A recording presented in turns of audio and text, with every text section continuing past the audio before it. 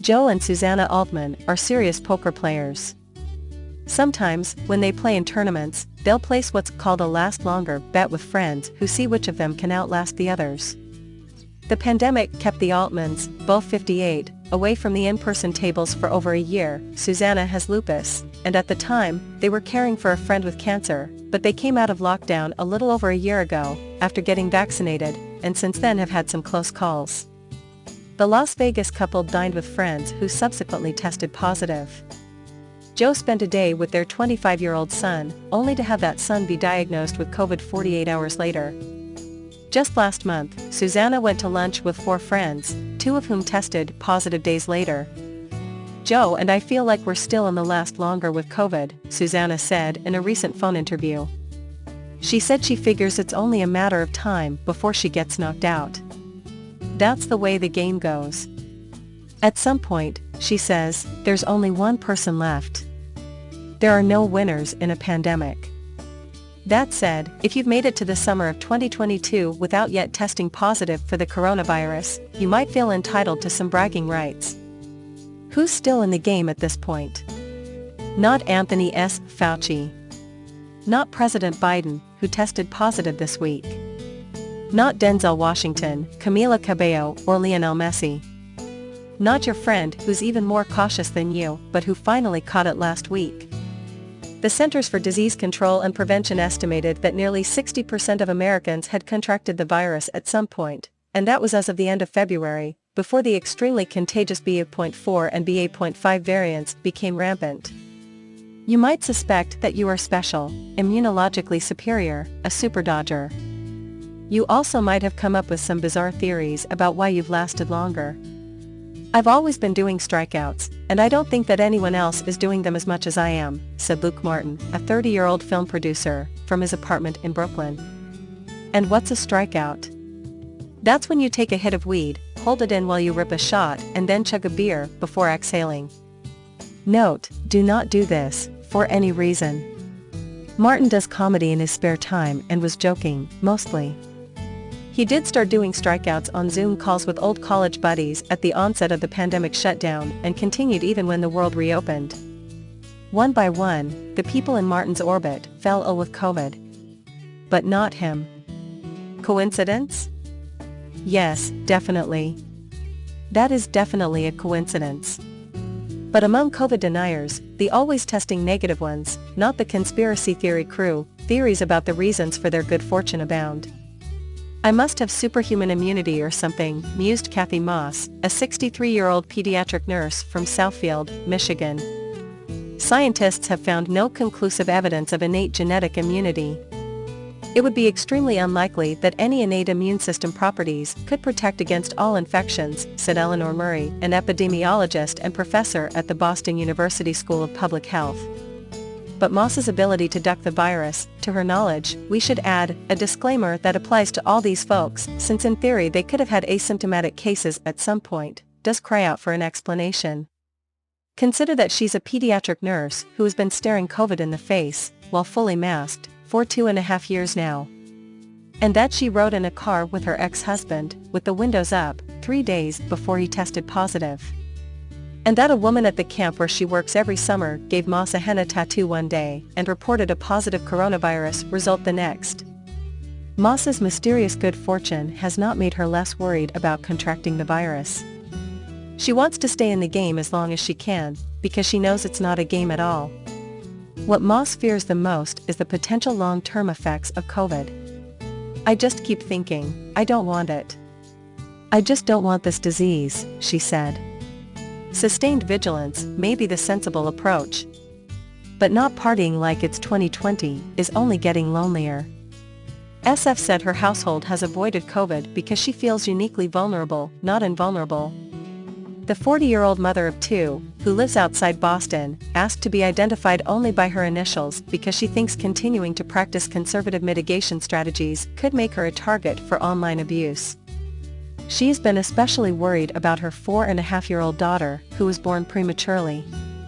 And now that everyone seems to have let their guard down, protecting that child feels harder than ever. No one else is masking at the playground. It's tricky to explain to friends that they are only comfortable gathering outdoors and still prefer to practice social distancing. I feel like I'm forced to choose between my kids' socialization and their safety, SF said. Lucas Rivas has immunocompromised parents, so he's tried to be as safe as possible. He's also a 27-year-old who wants to have a social life, but who has passed on more nights out than he cares to remember. All these people my age were living their lives and, I was really kind of living in fear of it because I knew how prevalent it was, said Rivas, who managed to avoid testing positive despite working as a medical assistant at an urgent care clinic in Littleton, Colorado. It's hard to walk out of the office and forget what you see there and go socialize and be in big groups and things like that. Over the July 4th weekend, he couldn't take it anymore. When a friend asked to meet at a bar, he agreed. He had one drink, then another. He sang karaoke with one woman, then kissed another. He tested positive for the virus 2 days later. I was starting to think that maybe I couldn't get it, Rivas said from isolation, and I was instantly proven wrong. He felt stupid, reckless, like I wasted 2 years of heavy precautions. That kind of self-imposed guilt drives Katrine Wallace crazy. Wallace is an epidemiologist, but lately she has begun to serve as a de facto counselor/confessor for the COVID sick, comforting people who, like Rivas, have been devastated to see their streaks come to an end. There's a lot of people who feel like they failed, said Wallace, a professor at the University of Illinois at Chicago School of Public Health. I've been so good for so long, I hear that every day. She assures those people that they're not bad, it's the new variants that are bad. They have done really well if they are just getting it now, Wallace said. In those moments, she tries to avoid mentioning that she herself has not yet tested positive. No need to rub it in. Tony Freeman feels certain he's going to get knocked out of the game by fall. Freeman, 63, is an actor who has been in the cast of The Lion King since it debuted on Broadway more than 20 years ago. In the past 5 years, he's been a standby, ready to take over if another actor gets sick. Which has been just fine, especially this past year, when he's been able to sit backstage, safely tucked behind a mask. But recently he was asked to take over the role of Timon, the meerkat, for 4 months on a national tour. The part has him Hakuna Matata ing 8 times a week, while the unmasked masses cackle and cough and loudly prove to their neighbors that they know all the lyrics. Bunch of hyenas. It means no worries. Nah, not anymore. Freeman no longer likes his odds of getting through the rest of the pandemic unscathed. I don't think there's anything special about my body, he said. If you saw it, you would agree. Cast members test 6 days a week, and he's just waiting for a second line to appear. Pessimism is one way of protecting yourself. Everybody is in the game until they're not. And bragging that you've dodged COVID for 2.5 years seems akin to chanting Bloody Mary 3 times while looking in a mirror. You don't really want to tempt fate. Though maybe you can't help yourself, whatever the consequences.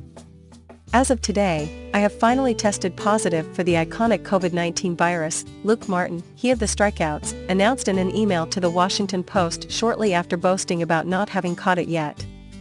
Reached by phone, Martin said he wasn't sure where he picked up the virus, but he has a theory on why it came for him now. He hasn't done a strikeout in 2 weeks, ironically, he was trying to be healthier.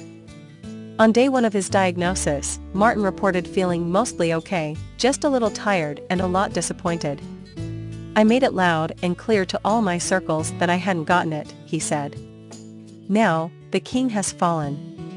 Last week, Joe Altman of Las Vegas took a calculated risk and competed at the World Series of Poker. He survived round after round, finally finishing 31st out of almost 8,700 players. He wasn't the last one standing, but still, not a bad run. Then 3 days after he busted out of the tournament, he busted out with a little dry cough. Susanna made him take a coronavirus test, the second line was faint but visible. Her own case was confirmed 3 days later. We're out of the last longer, Susanna said by phone. She wasn't surprised. That's just how the game goes.